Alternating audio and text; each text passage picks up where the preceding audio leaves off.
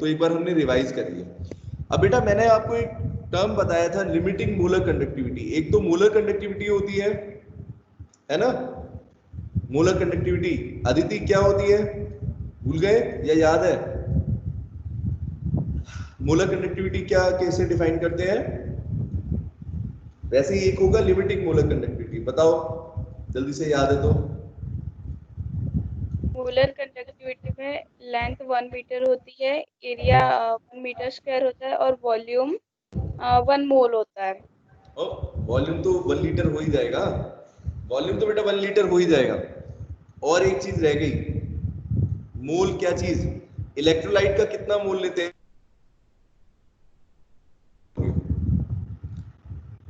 1 मोल, बस ये और ऐड करना है, ठीक है।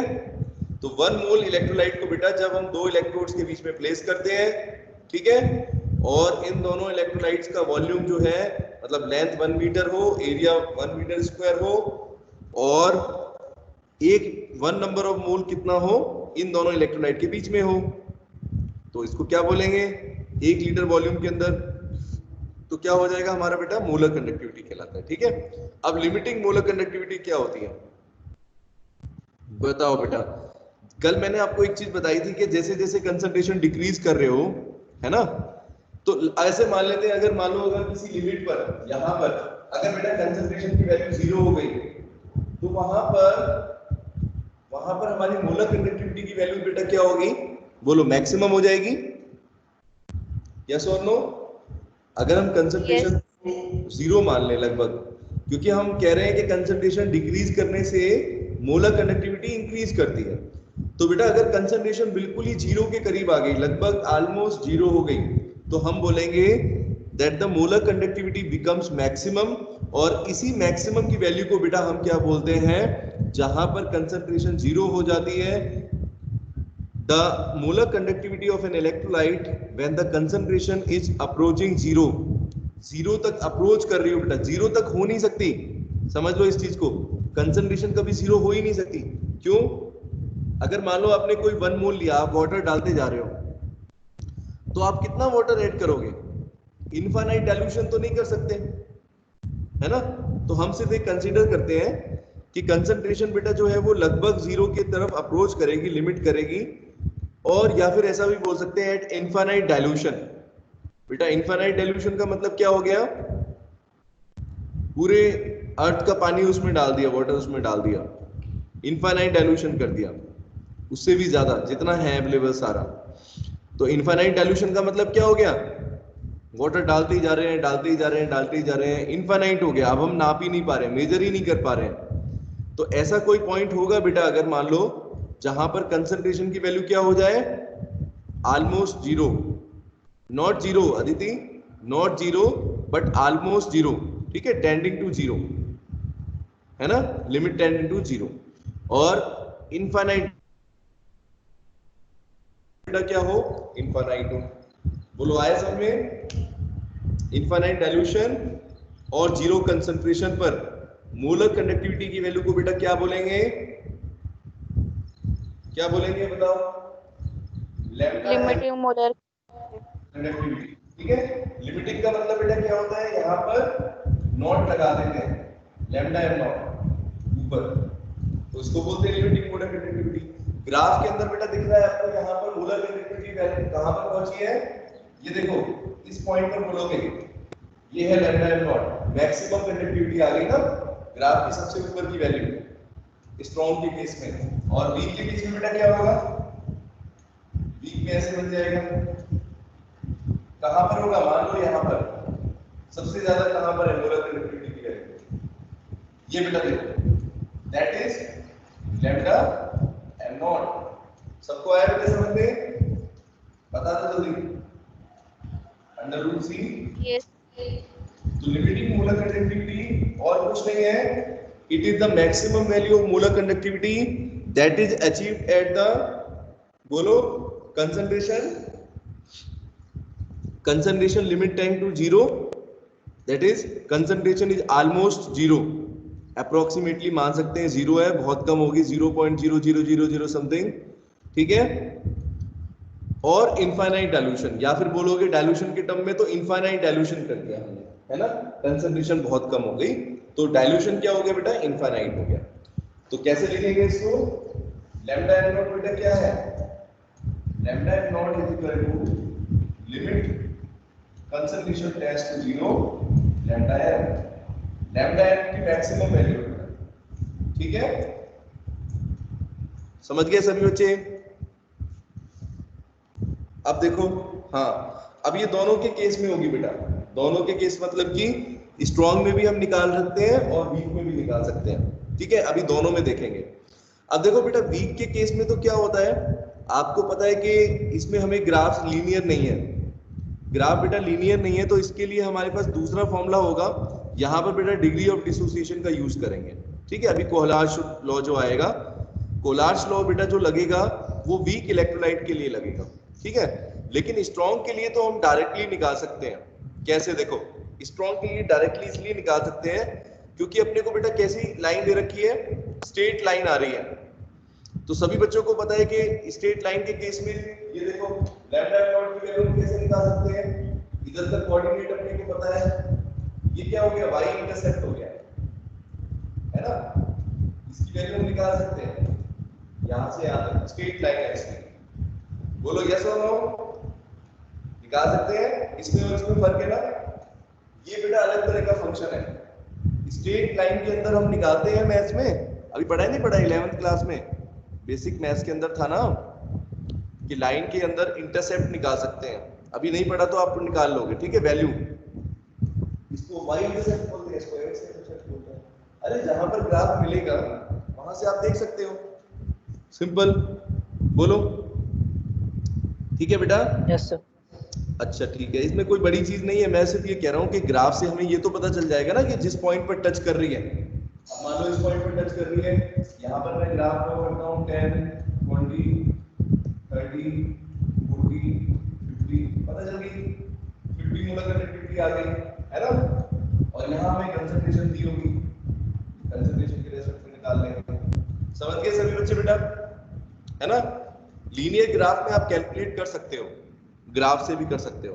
चलो अब एक चीज और बेटा बतानी है आपको, ये जो कांस्टेंट a होता है जो यहाँ पर आया डेबियर-हकल-ऑनसीकर इक्वेशन में जो -a है, इस a की वैल्यू बेटा किस पर डिपेंड करती है, नोट्स अपने खोल रखे हैं तो देखो बेटा a के बारे में क्या बताया हुआ है, अदिति बताओ बेटा क्या लिखा है, a एक तरह का कांस्टेंट है जो कि डिपेंड करता है नेचर ऑफ इलेक्ट्रोलाइट के ऊपर, कैसे देखो मैं आपको बताता हूँ, नेचर के ऊपर, सॉरी चार्ज के ऊपर करता है, नेचर के ऊपर भी और चार्ज के ऊपर, टाइप ऑफ इलेक्ट्रोड और चार्ज ऑन इलेक्ट्रोड। अब देखो जैसे अगर मान लो अगर हमने कोई इलेक्ट्रोलाइट लिया KCl, क्या लिया बेटा, KCl लिया, तो KCl के अंदर देखो इन दोनों के ऊपर चार्ज कितना होगा, अदिति चार्ज कितना होगा बेटा KCl के ऊपर, पोटेशियम आयन के ऊपर बताओ K पॉजिटिव कितना चार्ज है, K पॉजिटिव और Cl के ऊपर माइनस, तो A की वैल्यू बेटा कितनी हो जाएगी, जितना इनके ऊपर चार्ज है तो क्या हो जाएगा दोनों के लिए 1 1 हो जाएगा, कितना चार्ज है दोनों के ऊपर, KCl में बेटा कितना चार्ज है, K पॉजिटिव के ऊपर +1 उसके ऊपर -1, तो A की वैल्यू बेटा कितनी हो जाएगी दोनों के लिए 1 1, दोनों के लिए 1 1 हो जाएगी, समझ गए योगेश, आई बेटा मेरी बात समझ में, कांस्टेंट की वैल्यू इलेक्ट्रोलाइट के चार्ज के ऊपर डिपेंड करती है, ठीक है। अब अगला लेते हैं, अभी समझा दूंगा आपको, इस तरह के बेटा इस तरह के इलेक्ट्रोलाइट को अपने लोग बोलते हैं 1 1 इलेक्ट्रोलाइट, देखो नोट्स में मैंने लिखा हुआ है, इनका नाम भी इसी तरीके से पड़ जाता है, जैसे NaCl KCl है, तो इनके लिए बेटा क्या होगा, इनको बोलेंगे 1 1 इलेक्ट्रोलाइट, क्योंकि दोनों में A की वैल्यू कितनी है, दोनों में 1 1 है। अब इसी तरीके से कैल्शियम क्लोराइड देखो, अगला CaCl2, इसका क्या होगा बेटा, दोनों पर चार्ज देखो, कैल्शियम के ऊपर कितना होता है Ca2 पॉजिटिव, क्लोरीन के ऊपर कितना होता है Cl माइनस, दोनों के ऊपर बेटा चार्ज कितना हुआ, खुशी बताओ, चार्ज की वैल्यू क्या दिख रही है, सिंपल, कैल्शियम के लिए 2, क्लोरीन के लिए 1। तो कैसे बोलेंगे इसको? ए की वैल्यू क्या हो जाएगी इनके लिए, दोनों के लिए? बोलो, ए की वैल्यू कितनी होगी बेटा? कैल्शियम के लिए 2 हो गई और क्लोरीन के लिए 1, है ना? कुछ मुश्किल नहीं है, सिंपल सी चीज है। लो थोड़ा सा नीचे कर देता हूँ, दिख नहीं रहा अब, ठीक है? कैमरा भी उड़ रहा है, ठीक है बेटा? इसी तरीके से एक और देख लेते हैं एग्जांपल। इस तरह के इलेक्ट्रोलाइट को बेटा क्या बोलोगे? 2 1, है ना? 2 1 इलेक्ट्रोलाइट है।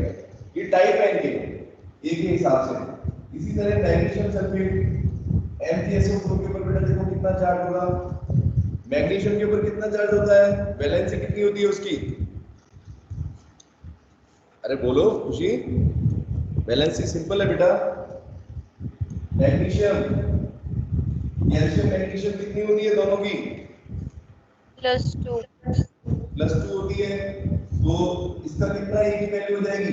2 हो जाएगी। और सल्फेट आयन की कितनी होती है बेटा? SO4 की 2 माइनस। अरे याद है नहीं है? सल्फ्यूरिक एसिड भी तो होता है उसमें H2SO4। सल्फेट आयन बेटा SO4 2 माइनस होता है हमेशा। तो इसकी कितनी हो जाएगी? 2 हो जाएगी। ए की वैल्यू बेटा कितनी हो गई दोनों के लिए? 2 2 हो गई। बोलो यस और नो। तो इसको क्या बोलेंगे? 2 2 इलेक्ट्रोलाइट बोलेंगे। इस तरीके से बेटा हम क्या निकाल सकते हैं? ए की वैल्यू कैलकुलेट कर सकते हैं। सिंपल सा तरीका है, जितना चार्ज होगा ना उतनी ए की वैल्यू होगी। समझ गए सभी बच्चे? खुशी आया बेटा समझ में? नंदनी, ए कैसे निकालते हैं? सिंपल, जो चार्ज की वैल्यू होगी किसी इलेक्ट्रोलाइट में, अब चार्ज दोनों के ऊपर अलग अलग हो सकता है ना बेटा। कीटायन के ऊपर अलग हो सकता है, एनायन के ऊपर अलग हो सकता है। तो जैसे अगर KCl है तो दोनों के लिए 1 1 हो गया, इसके लिए भी और इसके लिए भी। अगर कैल्शियम क्लोराइड है तो कैल्शियम के लिए 2, क्लोरीन के लिए 1, मैग्नीशियम सल्फेट है तो 2 2 हो गया। सबको आया बेटा समझ में? हर्षिता आ गया बेटा समझ में? रिप्लाई करो जल्दी।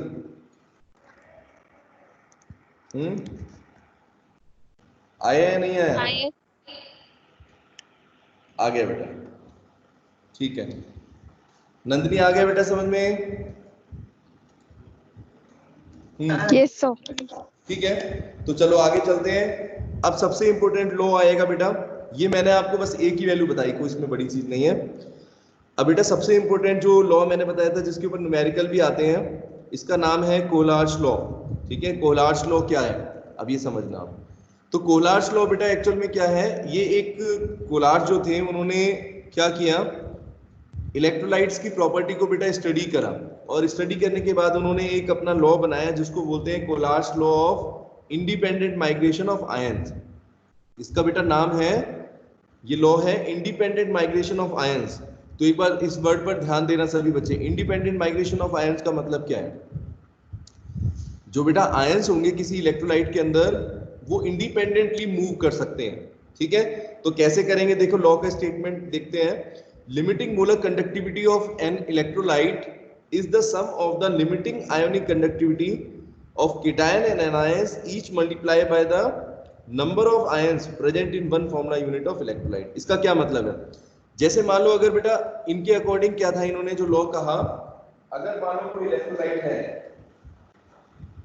जैसे सोडियम क्लोराइड है NaCl, KCl का लेते हैं, तो KCl का अगर मान लो बेटा अगर अपने को निकालनी है मोलर कंडक्टिविटी, देखो तो अगर हमें KCl की मोलर कंडक्टिविटी निकालनी है तो बेटा हम कैसे निकाल सकते हैं?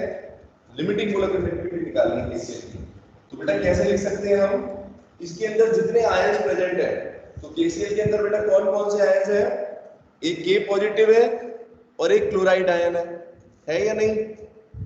बोलो, है ना? तो बेटा हम कैसे लिख सकते हैं दोनों के इंडिविजुअल केटायंस को की मोलर कंडक्टिविटी को? Lambda M not of K positive multiply by इस चार्ज। K के ऊपर बेटा चार्ज कितना है या A की वैल्यू कितनी है? बोलो।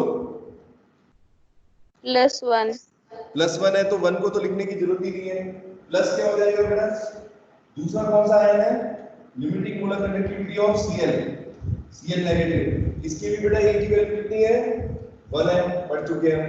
तो इस तरीके से हम निकाल सकते हैं टोटल मोलर कंडक्टिविटी। कैसे निकाल सकते हैं, sum of the limiting ionic conductivity और इलेक्ट्रोलाइटिक कंडक्टिविटी। तो इंडिविजुअल जो बेटा आयंस है, इंडिविजुअल आयन कौन से हो गए, ये देखो पोटेशियम के पॉजिटिव आयन और क्लोराइड है, इसकी इंडिविजुअल लिमिटिंग मोलर कंडक्टिविटी की वैल्यू बेटा अगर ऐड करते हैं उसको, ठीक है, तो हमें क्या मिल जाएगी, पूरे इलेक्ट्रोलाइट के लिए जो मोलर कंडक्टिविटी की वैल्यू है वो हम निकाल सकते हैं। सिंपल सा है, ठीक है नंदनी, आया बेटा समझ में। The limiting molar conductivity of an electrolyte is equal to the molar conductivity of the individual ions. Individual ions का मतलब क्या हो गया, जो उसके अंदर जो भी आयंस प्रेजेंट है। अभी इसके अंदर बेटा 2 आयंस प्रेजेंट है KCl, तो इस तरीके से निकाल दिए।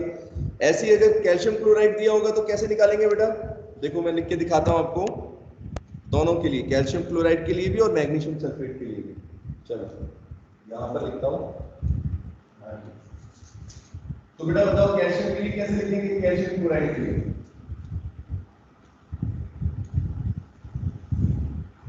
कैसे लिखेंगे, lambda m naught of CaCl2। बताओ बेटा कैसे लिखेंगे, कैल्शियम के लिए चार्ज कितना है, 2 है, ध्यान देना सब बच्चे, और क्लोराइड के लिए 1 है। तो दोनों के लिए अगर हम देखें, इनको मल्टीप्लाई करना है बेटा with the number of ions. तो कितने आयंस हैं इसमें, अगर CaCl2 को तोड़ेंगे तो बेटा कैल्शियम के कितने आयन बनेंगे, कैल्शियम का तो एक ही आयन है ना, क्लोराइड के कितने हो जाएंगे, बोलो, क्लोराइड के बेटा कितने आयन बनेंगे, 2। तो ऐसे लिखेंगे, देखो lambda m naught of calcium Cl2 positive plus 2 multiply by lambda m not chloride ion. दिख रहा है बेटा सभी बच्चों को, ये लिखा है मैंने, बताओ समझ में आया। इसको बेटा मल्टीप्लाई करना है उसके चार्ज के साथ, नंबर ऑफ चार्ज नहीं सॉरी नंबर ऑफ आयंस के साथ। तो क्लोराइड के कितने आयंस होंगे, अगर कैल्शियम क्लोराइड टूटेगा कैसे होता है बेटा इसका dissociation, Ca2 positive plus 2Cl negative, है ना, ऐसे होगा प्रथम, ठीक है। तो बेटा क्लोराइड का आयन कितने बनेंगे, देखो 2 बन रहे हैं, एक मोल को अगर तोड़ रहे हैं कैल्शियम क्लोराइड के तो कितना आयंस बने, क्लोराइड के 2 और कैल्शियम का 1। तो कैसे निकालेंगे बेटा, अगर टोटल मोलर कंडक्टिविटी निकालनी है कैल्शियम क्लोराइड की तो कैसे निकाली हमने, lambda m naught of calcium Ca2 positive plus 2 multiply by lambda m not chloride negative. ये 2 क्यों आया, सबको समझ में आया, क्योंकि क्लोराइड के 2 आयंस टूटेंगे बेटा, ठीक है, बोलो रिप्लाई करो। यस सर, ठीक है। वैष्णवी नंदनी आया बेटा समझ में, जल्दी बताओ। अब MgSO4 का भी लिख के दिखाता हूं फिर आपको, सिंपल है, बस आपने लिमिटिंग मोलर कंडक्टिविटी में, हाँ बोलो बेटा। अब मैग्नीशियम सल्फेट के लिए भी लिख लेते हैं, मैग्नीशियम के लिए कैसे होगा, यहां लिख देता हूं, स्पेस खाली है यहाँ पर,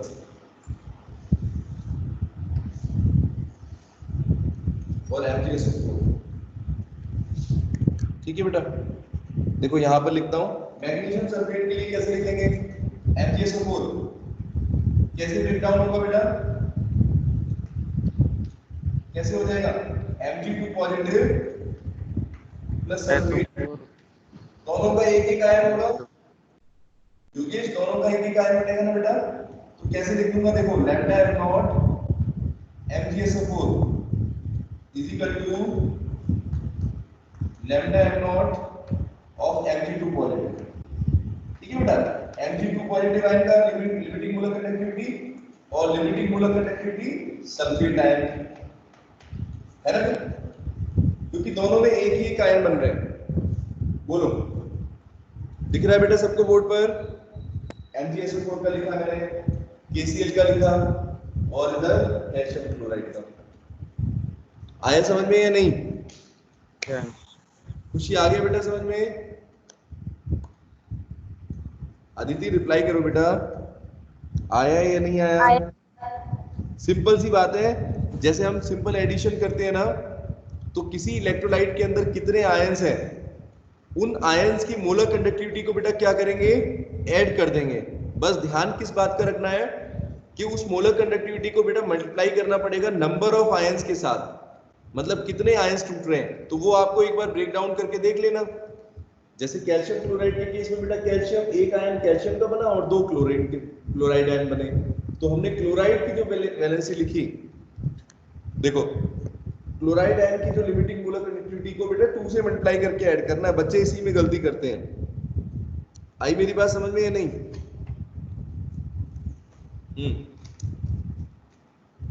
बोलो। नोट्स में भी मैंने एग्जांपल दे रखे हैं बहुत सारे। आया बेटा समझ में? इसी तरीके से हम एल्युमिनियम सल्फेट का भी लिख सकते हैं, बैरियम क्लोराइड का भी लिख सकते हैं। नोट्स में दिया हुआ है देखो, बैरियम के लिए बेटा क्या हो जाएगा, BaCl2। बैरियम की वैलेंसी +2 होती है चार्ज इसके ऊपर, तो बैरियम का तो एक आयन बनेगा और क्लोराइड के कितने बनेंगे, 2 आयंस। दिख रहा है बेटा सबको नोट्स में? बोलो, समझ रहे मेरी बात? एल्युमिनियम सल्फेट का भी देख सकते हैं, सबका निकाल सकते हो। We can easily calculate the limiting molar conductivity of the solution by simply adding the molar conductivity of all the ions multiply by बेटा number of ions। ठीक है, जितने आयंस टूट रहे हैं वो ब्रेक डाउन करके देख लो किस तरीके से टूटेगा। बोलो बेटा समझ में आया? नंदनी रिप्लाई तो करो, रिप्लाई करो जल्दी फटाफट। Yes, sir. ठीक है, चलो एल्युमिनियम सल्फेट का बताओ। हाँ गुड, आ गया। तो एल्युमिनियम सल्फेट का बताओ, नोट्स के अंदर दिया हुआ है देखो, नोट्स के अंदर देखो। शुभम बताओ, नोट्स कर लिया आपने? No sir. तो फिर कैसे अपने आप बता रहे हो? चलो बताओ फिर। हाँ कैसे करेंगे?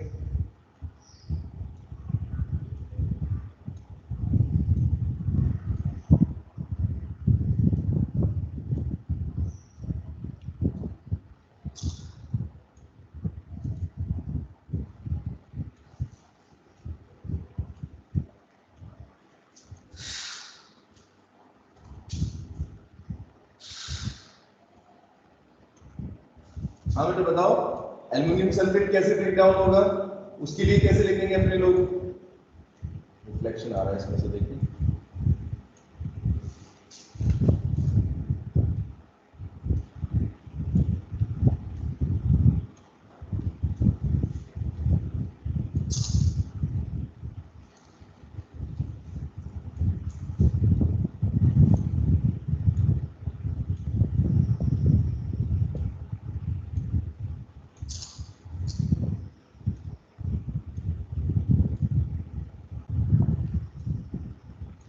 हाँ बेटा बताओ, एल्युमिनियम सल्फेट के लिए कैसे लिखेंगे अब? फॉर्मूला क्या है एल्युमिनियम सल्फेट का?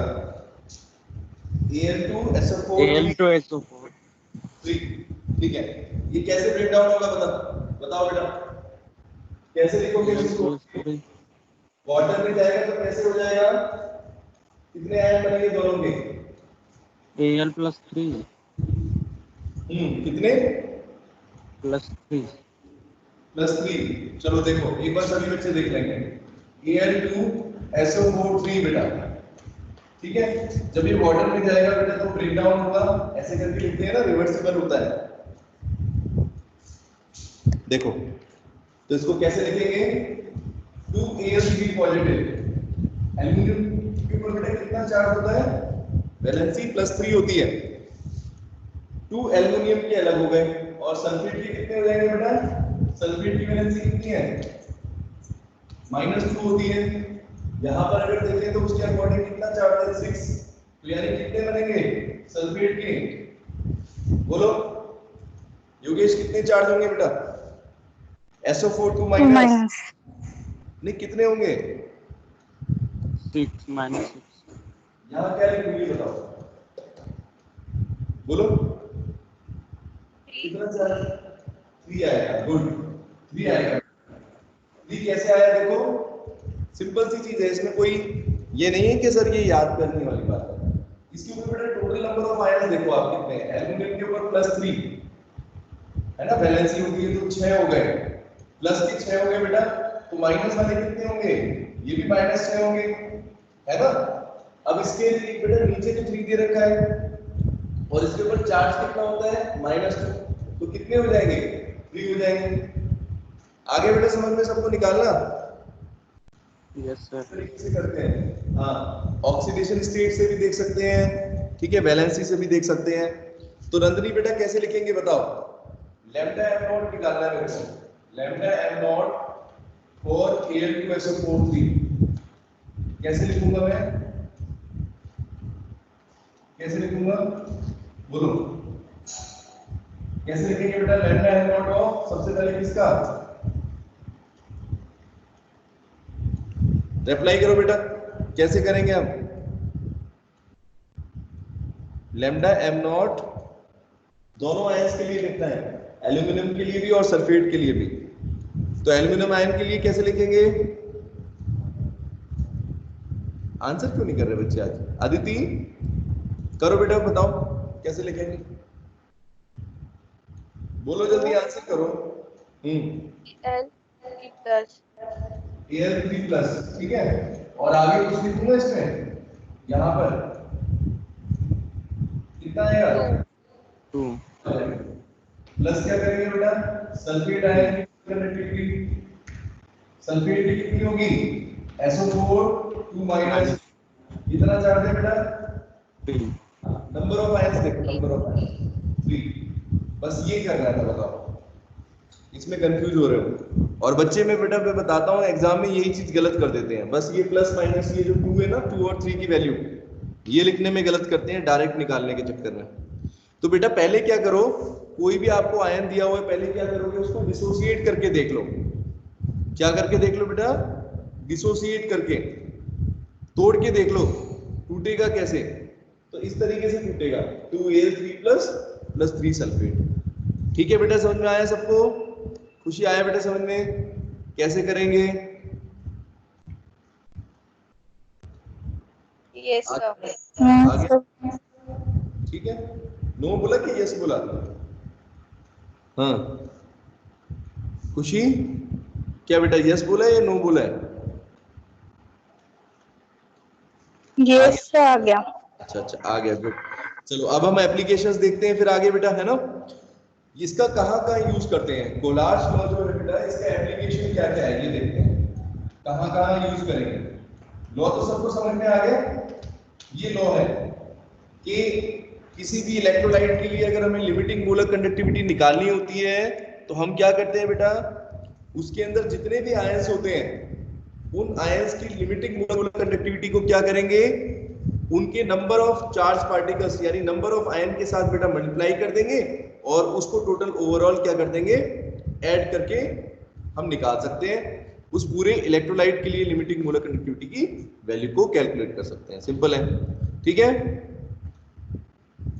आ गया ना समझ में। हाँ अब एप्लीकेशन देखते हैं, applications of Kohlrausch's law, applications of Kohlrausch's law,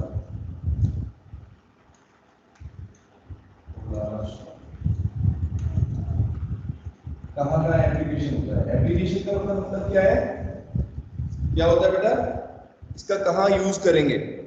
तो सबसे पहले बेटा देखो यूज कैसे करेंगे, फर्स्ट पॉइंट दिया हुआ है नोट्स के अंदर बेटा, सभी बच्चे देखना, calculation of lambda m not for weak electrolyte eight infinite dilution. अगर बेटा हमें किसी वीक, देखो स्ट्रॉन्ग के लिए तो अभी लिखना हमने देख लिया, स्ट्रॉन्ग के लिए तो हम देख सकते हैं, लेकिन मान लो अगर कोई वीक इलेक्ट्रोलाइट है बेटा, तो वीक इलेक्ट्रोलाइट के लिए अगर आपको निकालना है उसमें लैम्डा m नॉट की वैल्यू, और लैम्डा m नॉट कब होगा बेटा, जब कंसंट्रेशन ऑलमोस्ट 0 यानी इनफाइनाइट डाइल्यूशन होगा। तो उस पॉइंट पर बेटा हम कैसे निकालेंगे, calculation of lambda m not कैसे लिखेंगे, ये चीज देखना आप इसमें यूज करेंगे। फर्स्ट एप्लीकेशन बेटा है इसका calculation of lambda m not और वीक इलेक्ट्रोलाइट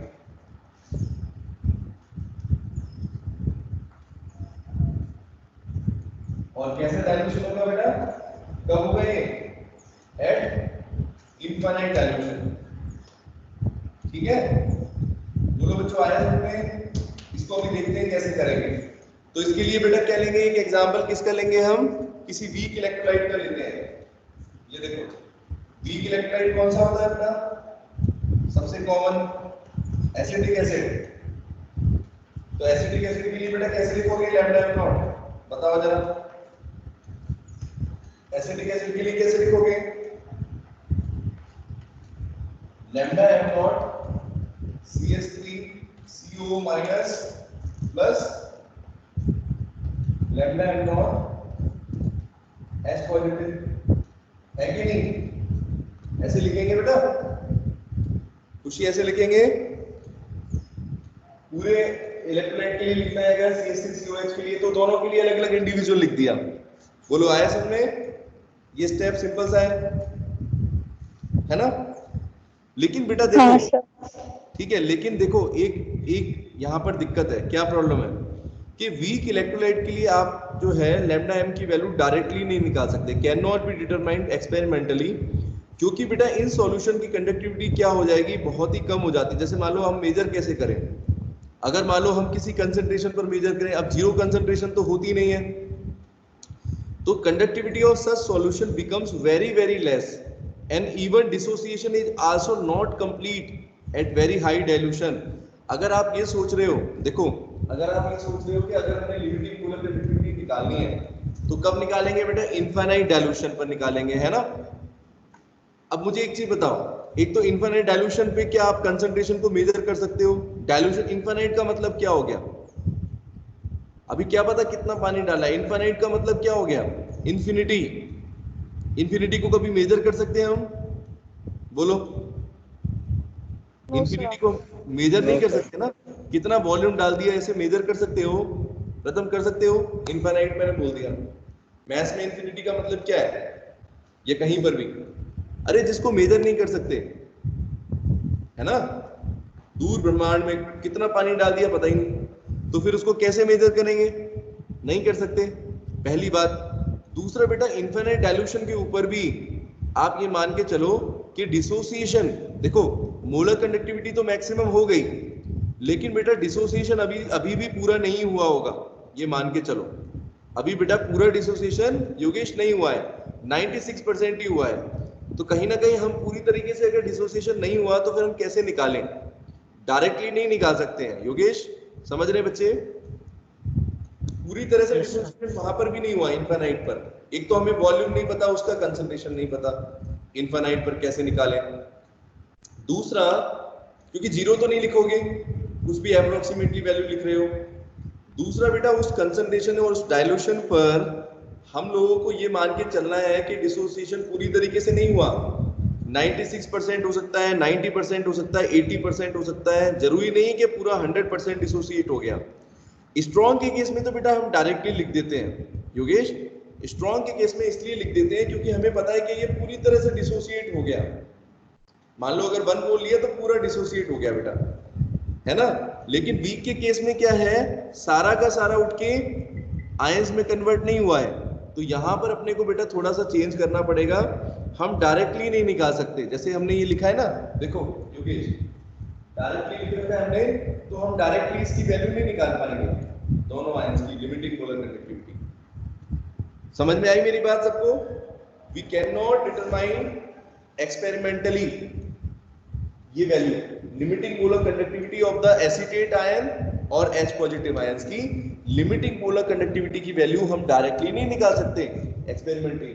जैसे हमने पहले निकाल ली, सल्फेट की निकाल ली एल्युमिनियम के केस में, या कैल्शियम क्लोराइड वीक स्ट्रॉन्ग के केस में जैसे निकाल ली, वैसे वीक के केस में नहीं कर सकते हैं।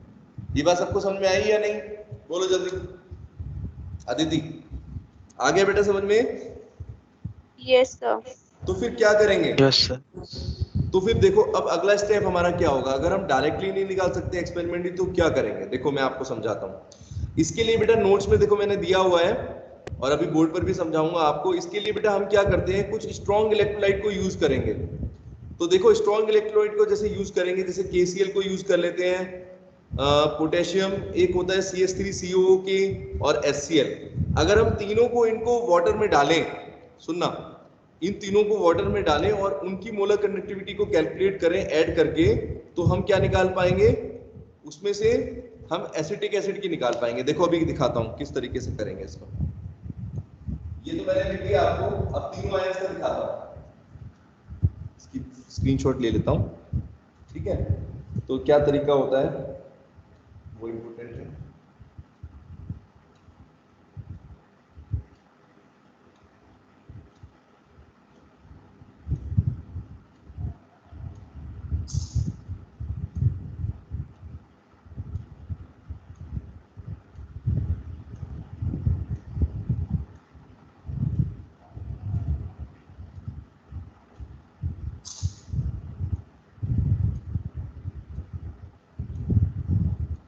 रिफ्लेक्शन बहुत ज्यादा करता है।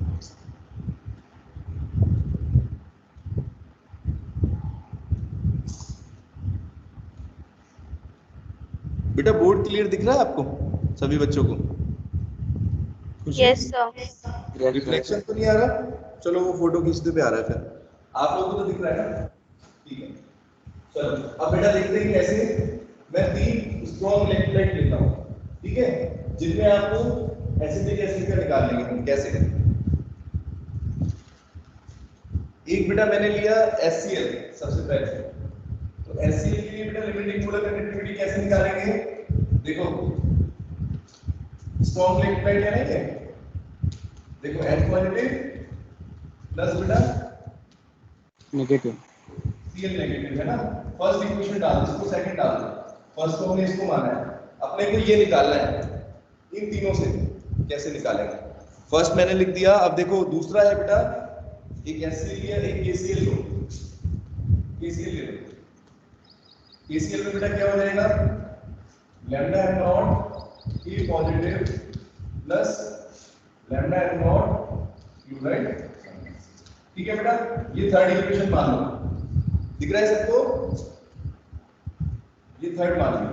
इसी तरीके से बेटा एक और इलेक्ट्रोलाइट लो, तीसरा एक और लेते हैं अपने लोग, जिसमें एसिटिक, अभी हम क्यों कर रहे हैं वो भी बताता हूं आपको, एसिटिक आयन होना चाहिए, CH3COO।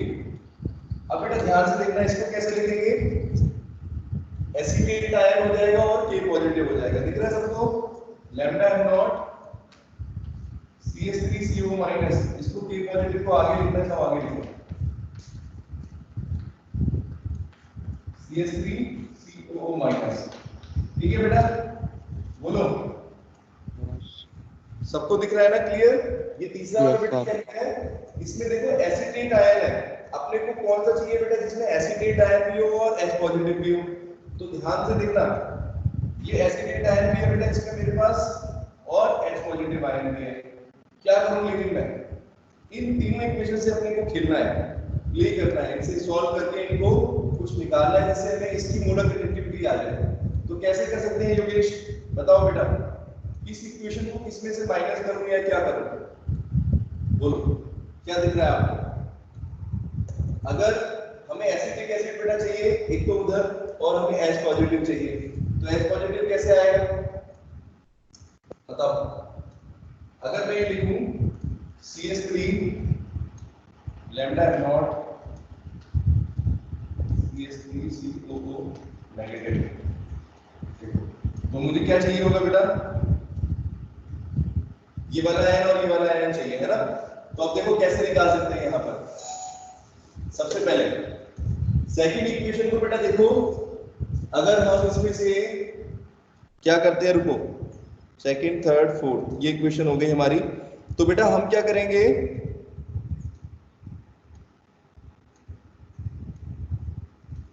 इन्होंने किस तरीके से सॉल्व किया, दूसरे तरीके से, चलो ये दिखाता हूं आपको।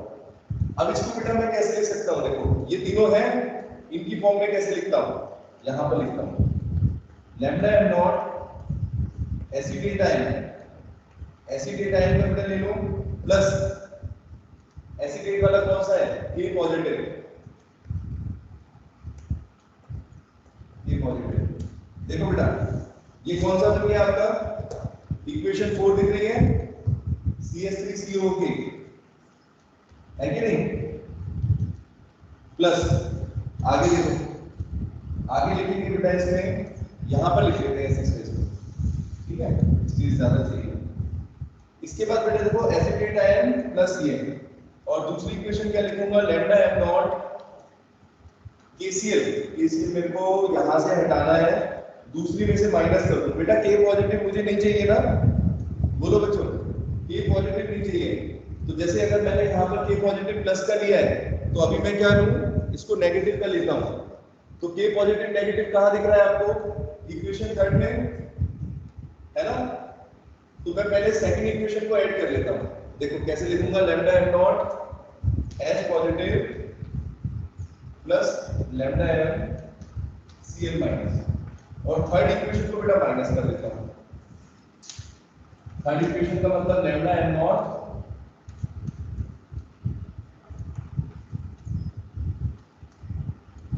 E positive plus lambda M not Cl minus.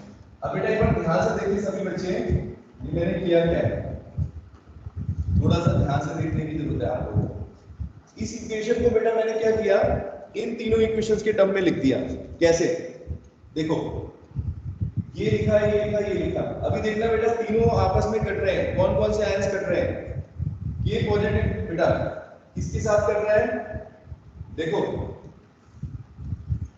दिख रहा है आपको, कैंसिल हो रहा है ना, एसिटेट आयन है और H पॉजिटिव आयन है, यही रहने चाहिए, बाकी सारे कैंसिल आउट हो जाने चाहिए।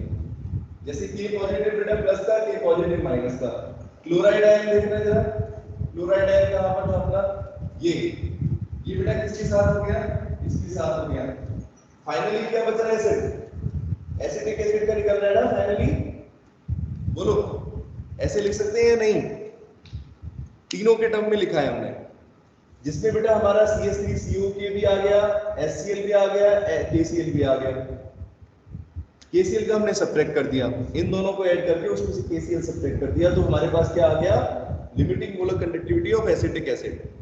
समझ में आया? अब क्या करेंगे, देखो ऐसा करेंगे योगेश, इसकी वैल्यू बेटा हमारे पास है, इसकी लिमिटिंग मोलर कंडक्टिविटी हमारे पास है CH3COK की, ठीक है, इसकी हमारे पास है, इसकी भी वैल्यू है, इसकी भी वैल्यू है।